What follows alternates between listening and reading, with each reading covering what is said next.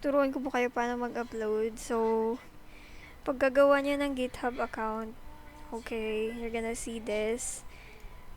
Ito, basta pag nakita kayo ng repository, ganyan, gawa kayo new. Tapos, kunwari, ganyan, sobremonticate.github.io, something, something. Bakit pumipiyok?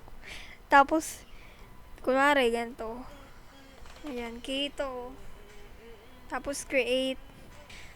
So, pinapanood ko yung record ko and para, ang ina mo, ingay naman, te. Para lumabas yung website nyo, i-check nyo na lang agad yung the readme file para lumabas to. Yun lang. Tapos, may lalabas na ganito. Ano ba yun nandito sa... Ayan, may lalabas na ganyan. Ang gagawin nyo is, eto, pipindutin nyo yung upload an existing file. Hindi na kayo gagawa nito para it's a little complicated. Ganito na lang upload. Something like that. And then, mapupunta kayo...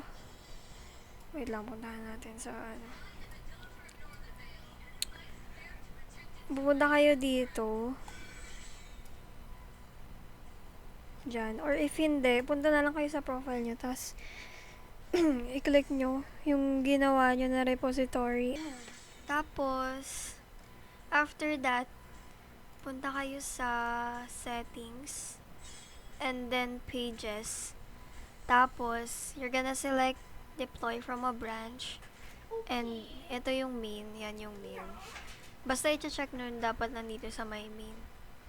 Ayan, tapos, ano, para makuha niyo yung website, punta kayo dito sa actions. And then, pages, build, and deployment.